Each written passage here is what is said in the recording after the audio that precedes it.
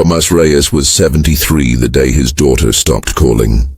Not that she called much before, 2 times a year, hollow hellos, the sound of her already leaving. But that Tuesday, when the facility director appeared at his door with papers folded into thirds, Tomas understood. She had signed him away. The assisted living center, dignity optional, meals included.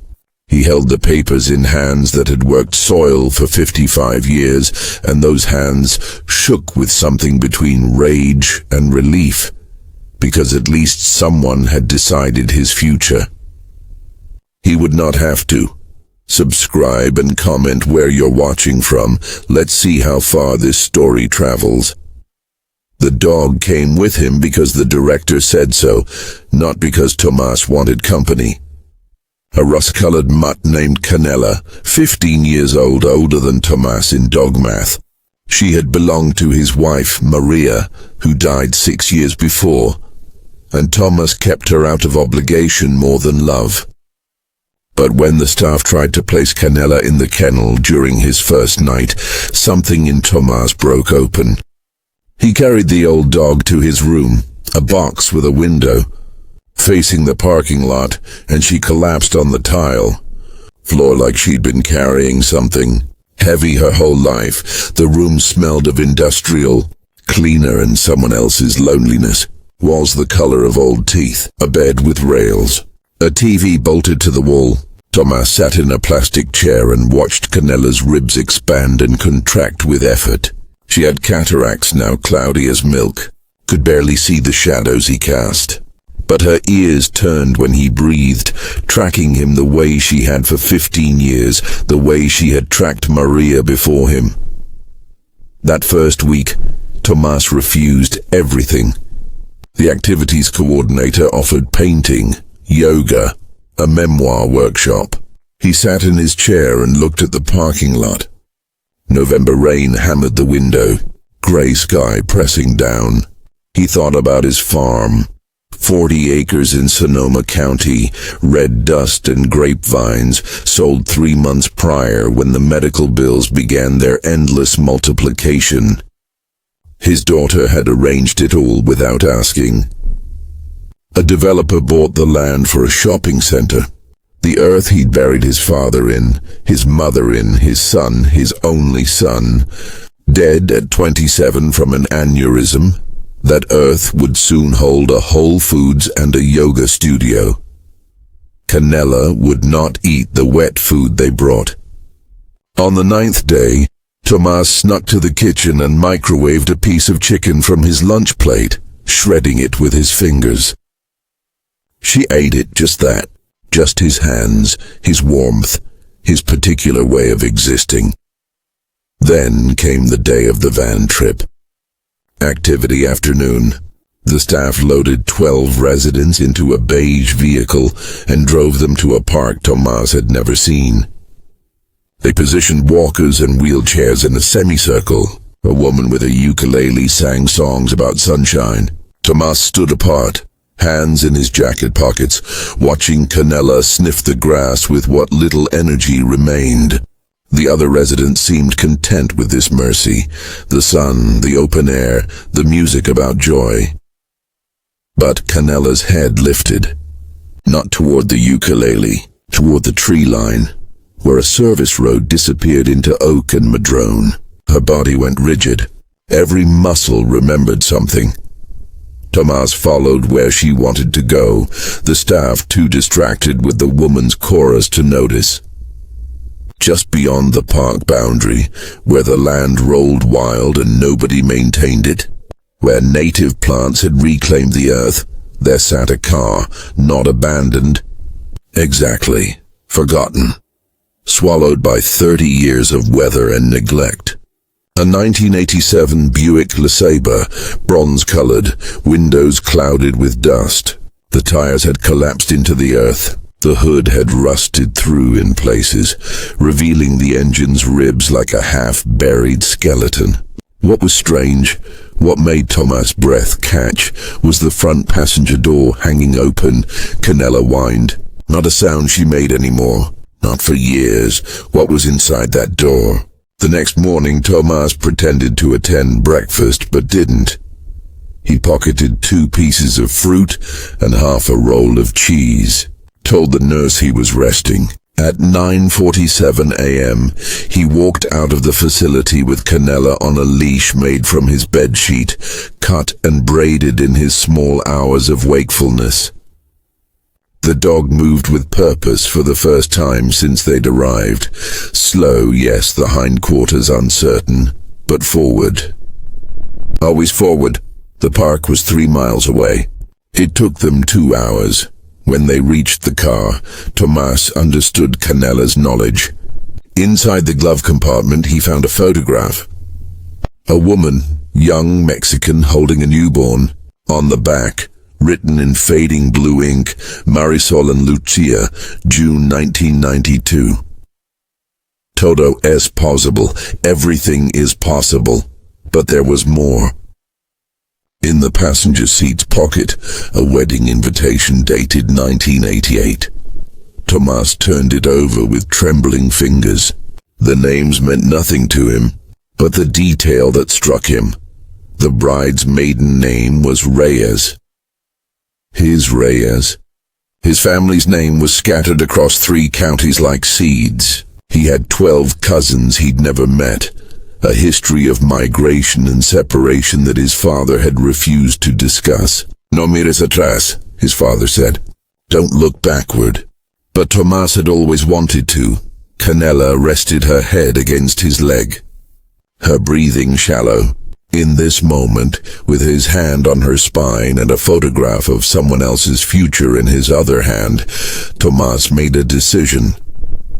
He would find her. This Marisol. This Lucia, now 32 years old. He would understand what they meant, why they mattered, why his dog had led him here. The walk back to the facility took 3 hours.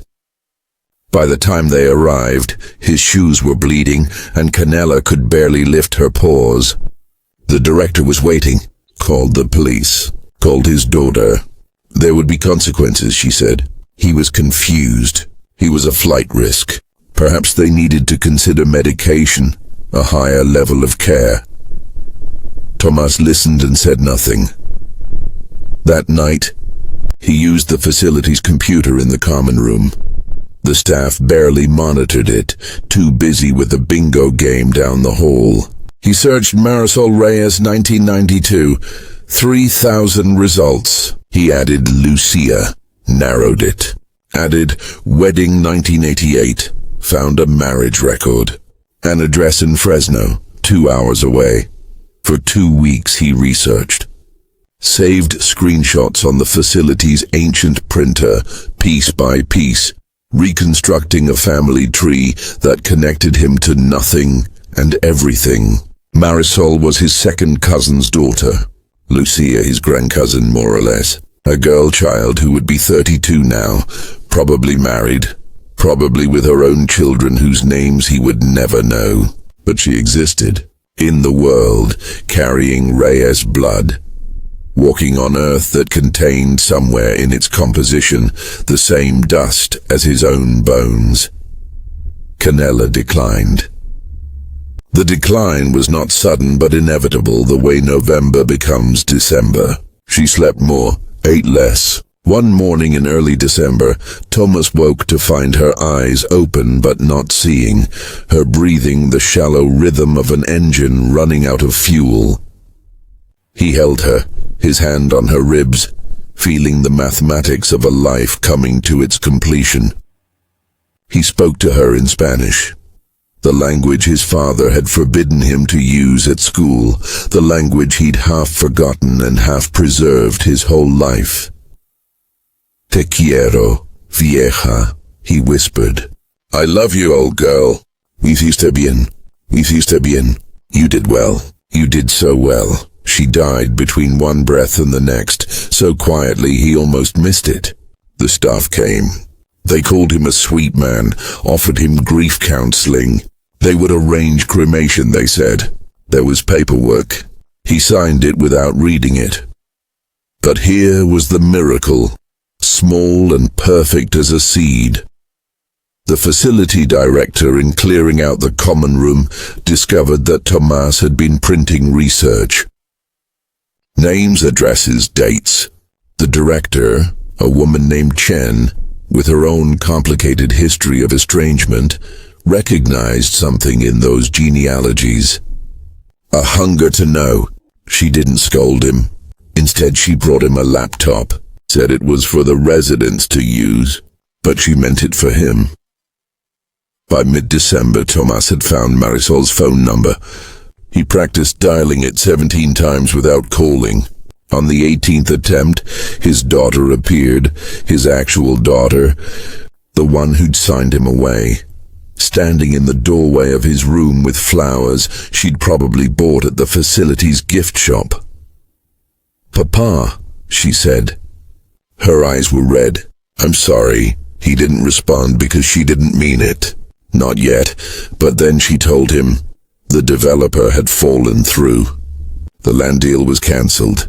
There'd been an error with the surveys, environmental concerns, permits tangled in red tape.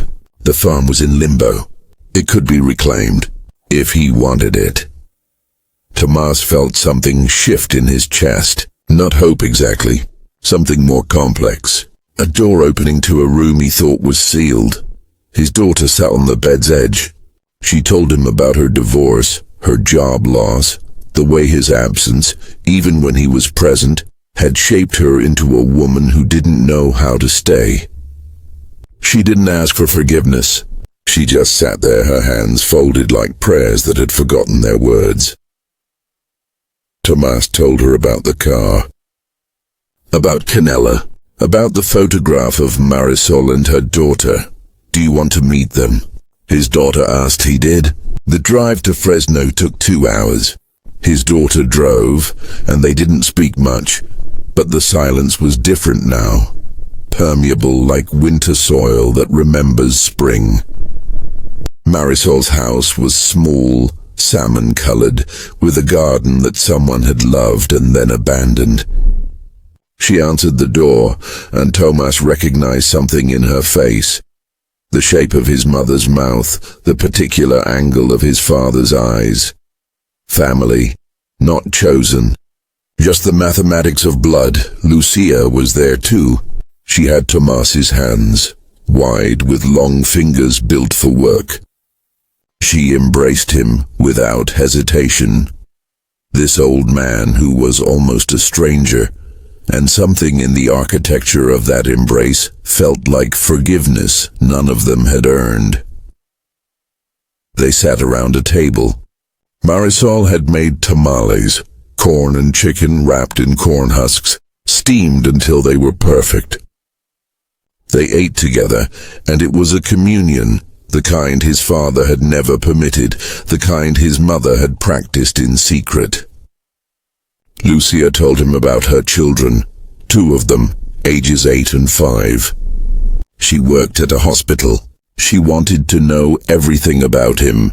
Tomas told her about the farm, about his son who died too young, about Maria, about the years of silence with his daughter. He told it plainly, without embellishment, the way you tell the truth when you finally understand that the truth is enough. Lucia reached across the table and took his hand. "You have to come back," she said, "to the farm. You have to see what's possible now. The lawyers sorted it over 3 months. His daughter helped. Marisol helped. The farm could be his again, smaller than before, reduced by debts and decisions, but still Earth. Still his." In March, Tomas returned to the soil. His daughter drove him the first day. They stood at the property's edge and watched the morning sun illuminate the rows, and something in Tomas's chest, something that had been clenched since the day Maria died, began to open. "I want to plant something," he said. That day, he and his daughter began a garden. Not a farm, not anymore. Just a garden. Tomatoes, peppers, cilantro, nopales. Things that grew from the earth without much asking. Things that returned season after season. Things that fed people. Lucia came every weekend with her children. She taught them the names of plants in Spanish and English. She told them about their great-great-grandfather who had worked this land, and about Tomás, who had kept it alive in his hands, even when his hands were not permitted to work. One evening in May, Tomás sat at the garden's edge at dusk. The light was doing that particular thing it does, turning everything gold, turning everything tender. His daughter sat beside him. Lucia was inside with the children preparing dinner. Through the window he could see them laughing. The kitchen warm with motion and voice. Canela would have liked this, Lucia's daughter said. She was 5. Solemn in the way young children are when they're trying to understand something important. She did like it, Tomás said. She brought me here. He was not speaking metaphorically. He believed it absolutely, that Canela in those final days had understood something about destiny and family and the particular way that grace arrives, not as rescue but as memory. That she had used her last strength to lead him toward home. The soil beneath him held the bones of his parents. The sky above held the spirit of his son.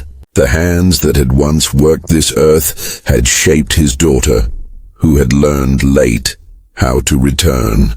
And Lucia, who carried the photograph of her mother holding her as a newborn, with the words "Todo es posible" written on the back. Lucia understood what it meant to belong to a place and a people and a history that refused to be erased. Tomás looked at the sky, not speaking to it, but speaking in its direction. The way you speak to the dead when you finally understand that they are not gone. Just transformed I stayed, he said quietly. I'm still here. I brought them back. The stars emerged. The night fell like a benediction. His daughter took his hand and they sat together in silence, watching the garden they had planted, which would grow and feed and die and grow again. The way all things do, the way all people do. If they are patient enough to wait, stubborn enough to return, and brave enough to believe that the earth remembers everything, every footprint, every seed, every hand that has loved it. Subscribe for more stories. Watch our other videos. Share with friends. See you next time.